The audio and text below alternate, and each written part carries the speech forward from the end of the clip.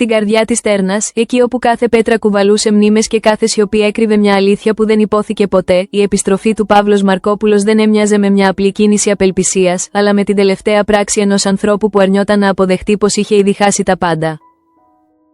Η παρουσία του δεν ήταν απλώς μια απειλή, ήταν η ζωντανή υπενθύμηση πως το παρελθόν δεν είχε τελειώσει ποτέ πραγματικά, πως οι πληγές που είχε ανοίξει δεν είχαν επουλωθεί, αλλά περίμεναν σιωπηλά την κατάλληλη στιγμή για να αιμορραγήσουν ξανά με ακόμη μεγαλύτερη ένταση. Εκείνο το απόγευμα, όταν πέρασε το κατόφλι του σπιτιού της Σοφία Μαρκοπούλου, ο αέρας άλλαξε χωρίς να το καταλάβει κανείς, σαν να εισέβαλε μια σκιά που δεν ανήκε πια στον κόσμο των ζωντανών αλλά σε έναν χώρο πιο σκοτεινό, πιο άρρωστο, πιο επικίνδυνο. Η Σοφία, που για χρόνια είχε μάθει να ζει μέσα στο φόβο και την ανάγκη αποδοχής, ένιωσε εκείνη τη γνώριμη παγωμένη αίσθηση να διαπερνά το σώμα της, σαν να επέστρεφε σε μια παιδική ηλικία που ποτέ δεν της επέτρεψαν να ξεχάσει. Δεν ήταν απλώς ο πατέρας της που στεκόταν μπροστά της, αλλά ο άνθρωπος που είχε καθορίσει κάθε τη σκέψη, κάθε της φόβο, κάθε της λάθος, ένας άνθρωπος που ήξερε πώς να διαλύει τους άλλους χωρίς να σηκώνει τη φωνή του. Η φωνή του, χαμηλή και ελεγχόμενη, κουβαλούσε εκείνη την επικίνδυνη ηρεμία που προμείνει καταιγίδα όταν τη ζήτησε να τον αφήσει να μείνει, όχι σαν πατέρας που ζητά καταφύγιο, αλλά σαν εισβολέας που απαιτεί χώρο μέσα σε μια ζωή που δεν του ανήκε πια. Η Σοφία προσπάθησε να κρατήσει την ψυχραιμία της, να μην αφήσει τον τρόμο να φανεί, αλλά τα μάτια της πρόδιδαν εκείνη τη βαθιά, ανεξήγητη αγωνία που γεννιέται μόνο όταν ξέρεις πως δεν υπάρχει διαφυγή. Μέσα σε εκείνα τα δευτερόλεπτα που έμοιαζαν αιώνες, κατάφερε να βρει τη δύναμη να ειδοποιήσει τον νικηφόρο Σαμαρτζής, μια πράξη που δεν ήταν απλώς κίνηση αυτοπροστασίας αλλά μια σιωπηλή κραυγή βοήθειας, μια τελευταία προσπάθεια να σπάσει ο κύκλος του φόβου. Όμως ο Παύλος δεν ήταν ποτέ άνθρωπος που άφηνε τα πράγματα να ξεφύγουν από τον έλεγχό του, και όταν αντιλήφθηκε τι συνέβαινε, η αντίδραση του δεν ήταν έκρηξη θυμού αλλά μια ψυχρή, υπολογισμένη βία που πάγωνε το αίμα. Με μια κίνηση σχεδόν μηχανική, της άρπαξε το τηλέφωνο, κόβοντας κάθε πιθανότητα επικοινωνίας με τον έξω κόσμο, σαν να ήθελε να την απομονώσει όχι μόνο φυσικά αλλά και ψυχικά, να την επιστρέψει σε εκείνη την κατάσταση όπου δεν υπήρχε κανείς άλλος εκτός από εκείνον. Η στιγμή που την έριξε στο πάτωμα δεν ήταν απλώς μια πράξη βίας, αλλά μια συμβολική επιβεβαίωση της εξουσίας που πίστευε πως είχε ακόμη πάνω της, μια απελπισμένη προσπάθεια να αποδείξει ότι τίποτα δεν είχε αλλάξει. Το σώμα της χτύπησε στο έδαφος, αλλά ο πραγματικός πόνος δεν ήταν σωματικός, ήταν εκείνη η γνώριμη αίσθηση ότι ό,τι και αν έκανε, όσα χρόνια και αν πέρασαν, δεν μπορούσε ποτέ να ξεφύγει ολοκληρωτικά από τη σκιά του. Την ίδια στιγμή, μακριά από το σπίτι αλλά συνδεδεμένη με εκείνο το αόρατο νήμα που ενώνει τους ανθρώπους όταν όλα βρίσκονται στο χείλος της καταστροφής, ο Νικόλαος, η Χλώη Μαρκοπούλου και η Θάλια Μαρκοπούλου ένιωσαν πως κάτι είχε ήδη αρχίσει να καταρρέει. Δεν ήταν απλώς μια ειδοποίηση ή μια πληροφορία, ήταν εκείνη η βαριά, ασφικτική βεβαιότητα πως ο κύκλος πλησίαζε στο τέλος του, πως η σύγκρουση που όλοι φοβόντουσαν δεν μπορούσε πλέον να αποφευχθεί. Η διαδρομή προς το σπίτι της Σοφίας δεν ήταν απλώς μια μετακίνηση στο χώρο, αλλά μια κάθοδος σε ό,τι είχε χτιστεί μέσα σε χρόνια μίσους, ενοχής και σιωπής, μια πορεία προς την τελική σύγκρουση που θα καθόριζε τα πάντα. Ο Νικόλαος, με εκείνη τη βαθιά εσωτερική σύγκρουση που το χαρακτήριζε πάντα, δεν έτρεχε μόνο για να σώσει τη Σοφία, αλλά για να αντιμετωπίσει τον άνθρωπο που είχε γίνει η ενσάρκωση κάθε σκοτεινής πτυχής της ζωής τους. Η Χλώη, από την άλλη, κουβαλούσε μέσα της όλα όσα είχε χάσει εξαιτίας του πατέρα της, κάθε ψέμα, κάθε προδοσία, κάθε στιγμή που της στέρισε την ελευθερία να ζήσει τη ζωή της όπως ήθελε, και τώρα βρισκόταν αντιμέτωπη με την πιθανότητα να τελειώσουν όλα με τον πιο βίαιο τρόπο. Η Θάλια, που για χρόνια είχε μάθει να σωπαίνει, να αντέχει, να επιβιώνει μέσα σε έναν γάμο που τη διέλυε, ένιωθε πως αυτή τη φορά δεν υπήρχε επιστροφή, πως ό,τι και αν συνέβαινε, τίποτα δεν θα ήταν ποτέ ξανά το ίδιο. Όταν τελικά έφτασαν, το σπίτι δεν ήταν πια ένας ασφαλής χώρος αλλά ένα πεδίο μάχης, φορτισμένο με μια ένταση που μπορούσε να σπάσει ακόμη και την πιο δυνατή θέληση. Ο Παύλος στεκόταν εκεί, όχι σαν άνθρωπος που έχει χάσει, αλλά σαν κάποιος που αρνείται να αποδεχτεί την ήττα, που προτιμά να καταστρέψει τα πάντα παρά να αφήσει τον κόσμο να συνεχίσει χωρίς αυτόν. Τα βλέμματα συναντήθηκαν, και μέσα σε εκείνη τη σιωπή που κράτησε μόνο λίγα δευτερόλεπτα αλλά έμοιαζε αιώνια, υπόθηκαν περισσότερα από όσα θα μπορούσαν ποτέ να χωρέσουν σε λέξεις. Ο Νικόλαος δεν σήκωσε όπλο, δεν φώναξε, δεν απείλησε, στάθηκε απέναντι του με εκείνη την ήρεμη δύναμη που δεν προερχόταν από θυμό αλλά από μια βαθιά κατανόηση του τι σήμαινε πραγματικά δικαιοσύνη. Και ίσως για πρώτη φορά, ο Παύλος ένιωσε κάτι που δεν είχε νιώσει ποτέ πριν, όχι φόβο για τον θάνατο, αλλά φόβο για κάτι πολύ πιο βαρύ, πιο αμήλικτο, πιο μόνιμο. Από εκείνη τη στιγμή και μετά, τίποτα δεν θα εξελισσόταν όπως εκείνος είχε φανταστεί. Τότε ακριβώς, μέσα σε εκείνη τη φορτισμένη σιωπή που απλωνόταν σαν βαριά ομίχλη στο δωμάτιο, ο Παύλος Μαρκόπουλος έκανε ένα βήμα μπροστά, όχι για να επιτεθεί, αλλά σαν να ήθελε να αποδείξει ότι ακόμη μπορούσε να ελέγχει το τέλος μιας ιστορίας που ήδη είχε ξεφύγει από τα χέρια του. Το βλέμμα του περιπλανήθηκε από τον Νικόλαο στη Χλόη Μαρκοπούλου και έπειτα στη Θάλια Μαρκοπούλου, σαν να προσπαθούσε να μετρήσει τι είχε απομείνει από την αυτοκρατορία που κάποτε πίστευε πως ήταν άτρωτη. Δεν υπήρχε πια εκείνη η σιγουριά που το χαρακτήριζε, υπήρχε μόνο μια ρογμή, μικρή αλλά ορατή, που πρόδιδε ότι κάτι μέσα του είχε αρχίσει να καταραίει, ακόμη κι αν ο ίδιος αρνιόταν να το αποδεχτεί. Η Σοφία, ακόμη πεσμένη στο πάτωμα, παρακολουθούσε τη σκηνή με μάτια γεμάτα τρόμο, αλλά και με μια περίεργη, σχεδόν απεγνωσμένη ελπίδα ότι αυτή τη φορά τα πράγματα θα τελείωναν διαφορετικά, πως κάποιος θα έβαζε τέλος σε αυτό που για χρόνια την κρατούσε φυλακισμένη. Ο Νικόλαος έκανε ένα ακόμη βήμα μπροστά, όχι με επιθετικότητα αλλά με εκείνη τη βαθιά, εσωτερική βεβαιότητα που προερχόταν από όλα όσα είχε ζήσει, από όλες τις ενοχές που είχε κουβαλήσει, από όλες τις φορές που είχε σταθεί ανάμεσα στο σωστό και στο λάθος. Δεν χρειαζόταν να φωνάξει, η παρουσία του ήταν αρκετή για να γεμίσει το χώρο, να αλλάξει τη δυναμική, να μετατρέψει τον φόβο σε κάτι διαφορετικό, πιο σύνθετο, πιο επικίνδυνο για τον ίδιο τον Παύλο. Η Χλόη, σιωπηλή αλλά ακλόνητη, ένιωθε την καρδιά της να χτυπά δυνατά, όχι από φόβο αυτή τη φορά αλλά από μια βαθιά, συσσωρευμένη ανάγκη να δει το τέλος, να δει τον άνθρωπο που της είχε στερήσει τόσα να στέκεται επιτέλους χωρίς δύναμη. Κουβαλούσε μέσα της κάθε στιγμή που της είχε αφαιρέσει την ελευθερία, κάθε απόφαση που είχε πάρει για εκείνη χωρίς εκείνη, κάθε ψέμα που είχε διαμορφώσει τη ζωή της, και τώρα όλα αυτά συγκεντρώνονταν σε εκείνη τη μία στιγμή που θα καθόριζε τα πάντα. Η Θάλια, από την άλλη, στεκόταν λίγο πιο πίσω, αλλά μέσα της συνέβαινε κάτι εξίσου βίαιο, μια εσωτερική σύγκρουση ανάμεσα σε αυτό που κάποτε ένιωθε για τον άντρα που είχε παντρευτεί και σε αυτό που είχε καταλάβει ότι πραγματικά ήταν. Δεν τον έβλεπε πια σαν σύζυγο, τον έβλεπε σαν έναν άνθρωπο που είχε καταστρέψει ζωές, που είχε μετατρέψει την οικογένεια σε εργαλείο εξουσίας, που είχε σβήσει κάθε ίχνος αγάπης και το είχε αντικαταστήσει με φόβο. Εκείνη ακριβώς τη στιγμή, ο Παύλος χαμογέλασε, ένα χαμόγελο που δεν είχε ίχνος ζεστασιάς, μόνο μια πικρή ηρωνία, σαν να ήθελε να πείσει τον εαυτό του ότι ακόμη κρατούσε τον έλεγχο. «Νομίζετε πως τελείωσε?» ψιθύρισε, και η φωνή του έμοιαζε να έρχεται από μακριά, σαν αντίλαλος ενός ανθρώπου που ήδη είχε αρχίσει να χάνεται μέσα στον ίδιο του τον εαυτό. Αμέσως μετά, η ένταση κορυφώθηκε, όχι με έναν πυροβολισμό ή μια κραυγή, αλλά με εκείνη την αόρατη σύγκρουση που συμβαίνει όταν η αλήθεια έρχεται αντιμέτωπη με την άρνηση. Ο Νικόλαος τον κοίταξε στα μάτια και μέσα σε εκείνο το βλέμμα δεν υπήρχε μίσος, κάτι που έκανε την κατάσταση ακόμη πιο αφόρητη για τον Παύλο, γιατί δεν είχε απέναντι του έναν εχθρό που μπορούσε να πολεμήσει, αλλά έναν άνθρωπο που είχε ήδη ξεπεράσει την ανάγκη για εκδίκηση. Και ίσως αυτό ήταν που τον αποδυνάμωσε περισσότερο από οτιδήποτε άλλο. Η στιγμή της σύλληψης δεν ήρθε σαν έκρηξη, αλλά σαν αναπόφευκτη κατάληξη, σαν κάτι που είχε ήδη γραφτεί πολύ πριν φτάσουν όλοι εκεί. Ο Νικηφόρος Σαμαρτζής εμφανίστηκε με εκείνη τη σταθερότητα που χαρακτήριζε πάντα τη θέση του, εκπροσωπώντας τον νόμο, αλλά και κάτι περισσότερο, μια μορφή δικαιοσύνης που είχε καθυστερήσει, αλλά δεν είχε χαθεί. Ο Παύλος δεν αντιστάθηκε όπως θα περίμενε κανείς, δεν υπήρξε πάλι, δεν υπήρξε απόπειρα διαφυγής, μόνο μια παράξενη ακινησία, σαν να είχε ήδη αποδεχτεί ότι δεν υπήρχε πλέον καμία έξοδος. Τα χέρια του δέθηκαν, όχι μόνο από τον νόμο αλλά από το ίδιο του το παρελθόν, από όλα όσα είχε κάνει και που τώρα επέστρεφαν για να τον καθυλώσουν. Λίγο αργότερα, καθώς τον οδηγούσαν έξω από το σπίτι, το βλέμμα του έμεινε για μια στιγμή πάνω στη Χλόη, και μέσα σε εκείνη τη ματιά υπήρχε κάτι που δεν μπορούσε εύκολα να ονομαστεί, ίσως μια σκιά συνειδητοποίησης, ίσως μια καθυστερημένη κατανόηση, ίσως τίποτα απολύτως.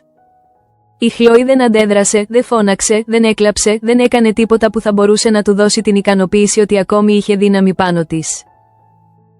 Αντίθετα, έμεινε ακίνητη, κοιτάζοντας τον όπως κοιτά κανείς κάτι που ανήκει πια στο παρελθόν, κάτι που δεν μπορεί να τον αγγίξει ξανά.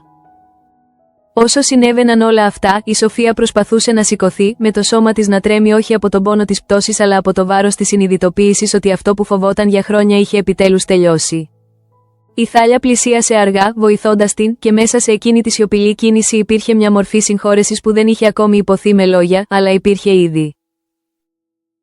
Το σπίτι, που πριν λίγα λεπτά έμοιαζε με φυλακή, άρχισε σιγά σιγά να αλλάζει, όχι γιατί είχε συμβεί κάτι εξωτερικά θεαματικό, αλλά γιατί κάτι είχε σπάσει, κάτι είχε τελειώσει οριστικά. Και ο Παύλος, για πρώτη φορά, έφευγε όχι σαν κυρίαρχος, αλλά σαν άνθρωπος που δεν είχε πια τίποτα να ελέγξει. Παρόλα αυτά, το πραγματικό τέλος του δεν είχε έρθει ακόμη. Αυτό που τον περίμενε ήταν πολύ πιο βαρύ από έναν θάνατο.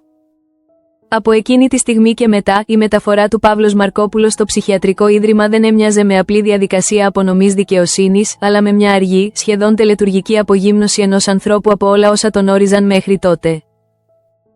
Οι τοίχοι του Ιδρύματος, ψυχροί και απρόσωποι, δεν είχαν τίποτα από τη δύναμη που κάποτε εξέπεμπε το σπίτι του, τίποτα από εκείνη την ψευδαίσθηση ελέγχου που τον κρατούσε όρθιο, μόνο μια αβάσταχτη σιωπή που άφηνε χώρο σε ό,τι είχε προσπαθήσει να θάψει. Στην αρχή, η συνείδησή του αντιστεκόταν, προσπαθώντας να βρει λογικές εξηγήσεις, να μετατρέψει την πραγματικότητα σε κάτι διαχειρίσιμο, να πείσει τον ίδιο του τον εαυτό ότι αυτό που ζούσε ήταν προσωρινό, ένα λάθος που θα διορθωνόταν. Όμως η αλήθεια δεν άργησε να εισβάλλει, όχι με τη μορφή εξωτερικής τιμωρίας, αλλά σαν κάτι πολύ πιο ύπουλο, πιο βαθύ, πιο προσωπικό, που δεν μπορούσε να αντιμετωπιστεί ούτε με δύναμη ούτε με εξουσία. Εν τω μεταξύ, οι γιατροί μιλούσαν για λοβοτομή με εκείνη τη ψυχρή επιστημονική απόσταση που μετατρέπει τον άνθρωπο σε περίπτωση, σε σύμπτωμα, σε κάτι που πρέπει να ελεγχθεί και όχι να κατανοηθεί. Για τον Παύλο, όμως, αυτό δεν ήταν μια ιατρική πράξη, ήταν η οριστική αποκοπή από τον κόσμο όπως τον γνώριζε, μια αόρατη γραμμή που δεν θα μπορούσε ποτέ να διασχίσει ξανά. Η επέμβαση δεν παρουσιάστηκε με εικόνες ή φωνές, παρουσιάστηκε μέσα από το αποτέλεσμα, μέσα από εκείνη τη βαθιά, ακαθόριστη αλλίωση που άρχισε να διαβρώνει τη σκέψη του, να σπάει τη συνέχεια της μνήμης του, να διαλύει τη βεβαιότητα που το χαρακτήριζε.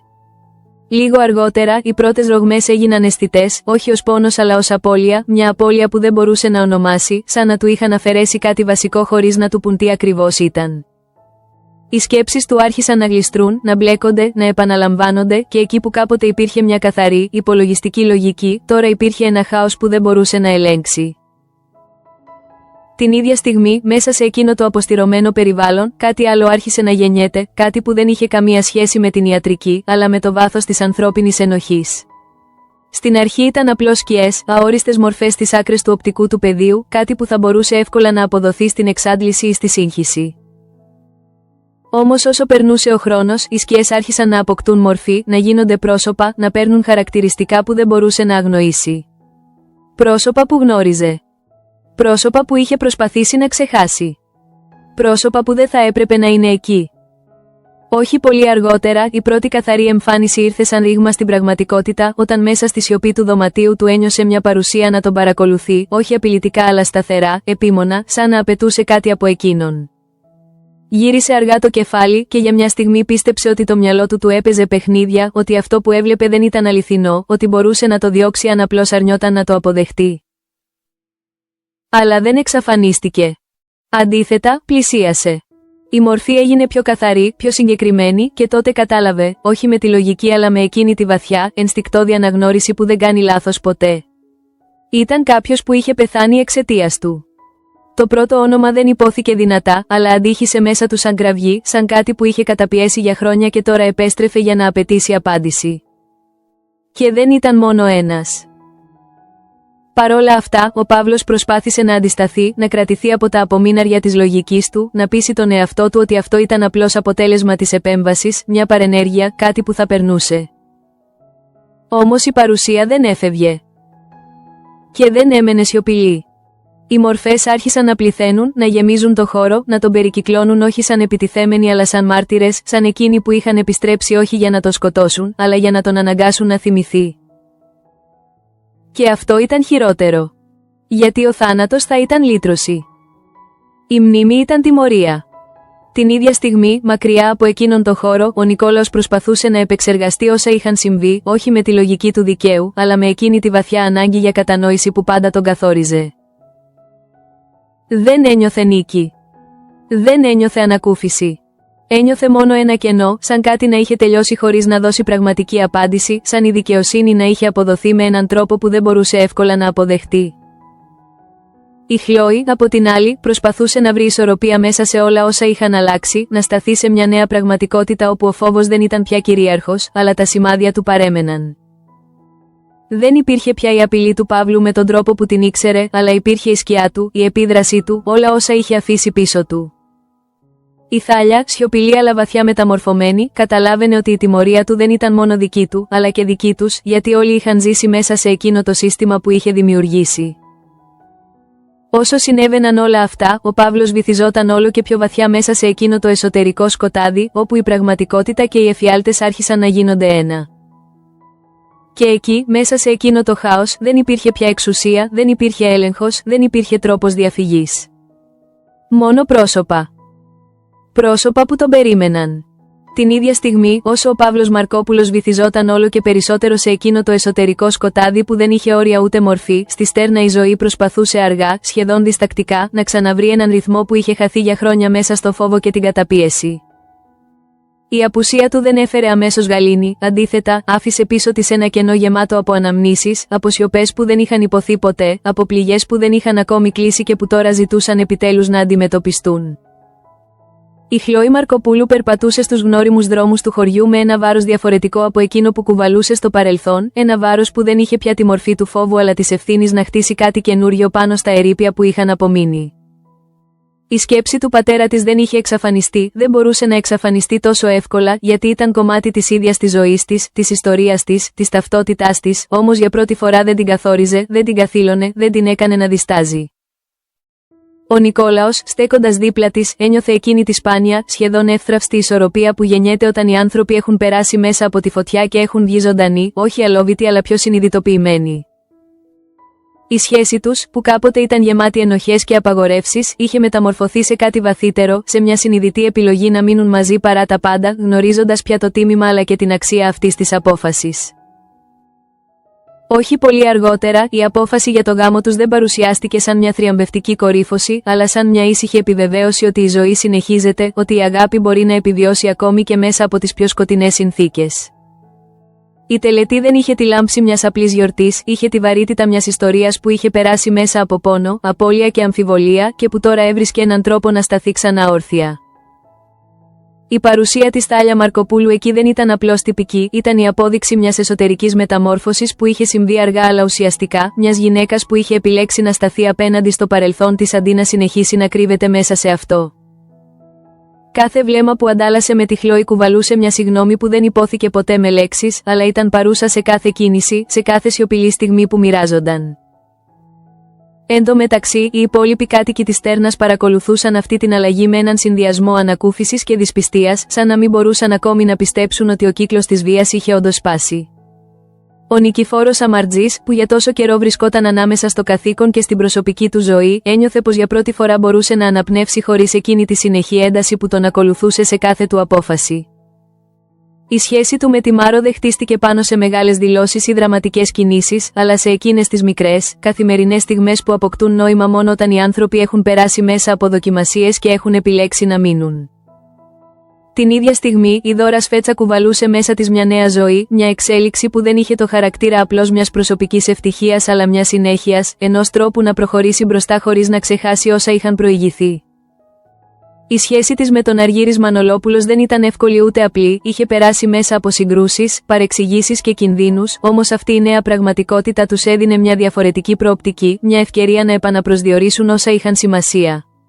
Λίγο αργότερα, η Άννα Σαμαρτζή αποφάσισε να φύγει για την Αθήνα μαζί με το παιδί της, μια απόφαση που δεν είχε τη μορφή φυγής αλλά ανάγκης για επανεκκίνηση, για απόσταση από έναν τόπο που ήταν γεμάτος αναμνήσεις που δεν μπορούσε πια να αντέξει. Η επιλογή της δεν αντιμετωπίστηκε ως εγκατάλειψη, αλλά ως μια σιωπηλή κατανόηση ότι δεν θεραπεύονται όλοι οι άνθρωποι με τον ίδιο τρόπο, ότι για κάποιους η σωτηρία βρίσκεται στο να φύγουν. Όσο συνέβαιναν όλα αυτά, η στέρνα μεταμορφωνόταν αργά, όχι μέσα από θεαματικές αλλαγές αλλά μέσα από εκείνες τις ανεπαίσθητες μετατοπίσεις που αλλάζουν τη ζωή των ανθρώπων χωρίς να γίνονται άμεσα αντιληπτές. Τα σπίτια παρέμεναν τα ίδια, οι δρόμοι δεν άλλαζαν, οι άνθρωποι όμως είχαν αρχίσει να κοιτάζουν ο ένας τον άλλον διαφορετικά, με λιγότερη καχυποψία, με περισσότερη επίγνωση, με μια αίσθηση ότι κάτι είχε τελειώσει και κάτι νέο είχε αρχίσει. Και παρόλα αυτά, βαθιά μέσα τους, όλοι γνώριζαν ότι το τέλος του Παύλου δεν ήταν απλώς ένα γεγονός που ανήκε στο παρελθόν, αλλά κάτι που συνέχιζε να υπάρχει, να επηρεάζει, να θυμίζει ότι ορισμένες ιστορίες δεν τελειώνουν ποτέ πραγματικά.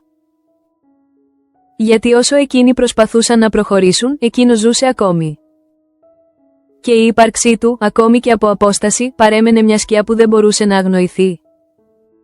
Πριν καν το καταλάβει κανείς, η ιστορία του Παύλος Μαρκόπουλος δεν κατέληξε σε μια σκηνή θανάτου που θα μπορούσε να κλείσει τον κύκλο του με έναν τρόπο απόλυτο, αλλά σε μια κατάσταση πολύ πιο σύνθετη, πολύ πιο βαριά, πολύ πιο δύσκολη να ερμηνευτεί ακόμη και από εκείνους που ζητούσαν δικαιοσύνη. Η ύπαρξή του μέσα στο ψυχιατρικό ίδρυμα δεν είχε πια τη μορφή ενός ανθρώπου που σκέφτεται, που σχεδιάζει, που ελέγχει, αλλά ενός σώματος που συνέχιζε να υπάρχει, ενώ το μυαλό του είχε μετατραπεί σε έναν λαβύρινθο χωρίς έξοδο. Οι μορφές που τον επισκέπτονταν δεν έφευγαν πια, αντίθετα, γίνονταν πιο σταθερές, πιο έντονες, πιο αδύνατο να αγνοηθούν, σαν να είχαν βρει επιτέλους το χώρο που τους ανήκε, σαν να είχαν επιστρέψει όχι για να εκδικηθούν, αλλά για να κατοικήσουν μόνιμα μέσα του.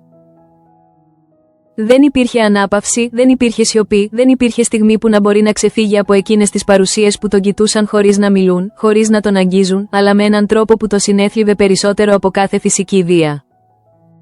Εκείνη ακριβώς τη στιγμή η τιμωρία του αποκτούσε το πραγματικό της νόημα, όχι ως πράξη εκδίκησης από τους άλλους, αλλά ως συνέπεια όλων όσων είχε κάνει, ως ένα βάρος που δεν μπορούσε να μεταφέρει σε κανέναν άλλον. Η σκηνή που έμελε να χαραχτεί πιο βαθιά στη μνήμη όσων την παρακολούθησαν δεν ήταν η σύλληψή του ούτε η μεταφορά του, αλλά εκείνη η εσωτερική του κατάρρευση, όταν τα πρόσωπα των νεκρών δεν στέκονταν απλώς γύρω του, αλλά άρχισαν να τον περικλείουν, να το στενεύουν, να τον πνίγουν μέσα στον ίδιο του το νου. Δεν υπήρξε κραυγή που να ακούστηκε προς τα έξω, όλη η ένταση, όλη η αγωνία, όλη η ασφυξία έμενε κλεισμένη μέσα του, κάνοντας αυτή την εμπειρία ακόμη πιο αβάσταχτη, ακόμη πιο αληθινή, ακόμη πιο οριστική. Την ίδια στιγμή, ο Νικόλαος στεκόταν μπροστά σε μια αλήθεια που δεν ήταν εύκολο να αποδεχτεί, γιατί η δικαιοσύνη που αποδόθηκε δεν είχε τη μορφή που ίσως περίμενε, δεν είχε την καθαρότητα μιας τελικής πράξης, αλλά τη θολότητα μιας ζωής που συνεχίζεται ως τιμωρία. Δεν ένιωθε θρίαμβο, ούτε ανακούφιση, αλλά μια βαριά σιωπή μέσα του, σαν να είχε ολοκληρωθεί κάτι που δεν μπορούσε να του δώσει ειρήνη, αλλά μόνο κατανόηση. Η Χλόη Μαρκοπούλου, δίπλα του, ένιωθε ότι για πρώτη φορά μπορούσε να αναπνεύσει χωρίς το φόβο που την ακολουθούσε από παιδί, αλλά ταυτόχρονα καταλάβαινε ότι αυτό που είχε συμβεί δεν μπορούσε να σβήσει όσα είχαν προηγηθεί. Η ελευθερία της δεν ήταν ξαφνική ούτε απόλυτη, ήταν μια διαδικασία που θα χρειαζόταν χρόνο, μια σταδιακή απομάκρυνση από τις σκιές που την είχαν καθορίσει. Ο γάμος τους, που σφράγισε αυτή τη νέα αρχή, δεν παρουσιάστηκε σαν ένα απλό happy end, αλλά σαν μια επιλογή να συνεχίσουν παρά τις πληγές, παρά τις απώλειες, παρά τις αμφιβολίες. Η παρουσία της Θάλια Μαρκοπούλου εκεί, ήρεμη αλλά βαθιά συνειδητοποιημένη, έδινε σε εκείνη τη στιγμή ένα νόημα που ξεπερνούσε την απλή ένωση δύο ανθρώπων, γιατί συμβόλιζε και μια συμφιλίωση με το παρελθόν, όσο δύσκολη κι αν ήταν.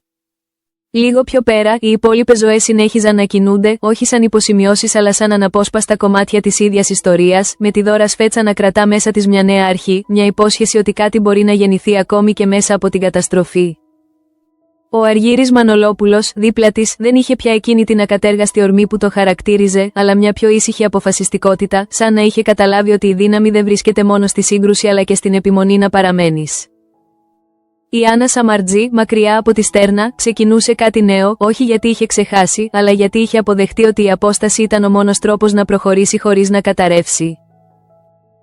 Και έτσι, το τέλος δεν ήρθε σαν κλείσιμο, αλλά σαν μεταμόρφωση, σαν μια μετάβαση από τον πόνο στη συνείδηση, από την εκδίκηση στην κατανόηση, από την ανάγκη για τιμωρία στην αποδοχή της. Το ερώτημα που έμεινε δεν ήταν αν ο Παύλος τιμωρήθηκε αρκετά, αλλά αν η ζωή που του απέμεινε ήταν τελικά πιο βαριά από τον θάνατο που δεν ήρθε ποτέ. Γιατί μέσα σε εκείνη τη σιωπή του Ιδρύματος, ανάμεσα σε πρόσωπα που δεν έφευγαν και μνήμες που δεν μπορούσε να σβήσει, η απάντηση έμοιαζε ήδη δοσμένη. Η ζωή του δεν τελείωσε. Αλλά αυτό ακριβώς ήταν η τιμωρία του.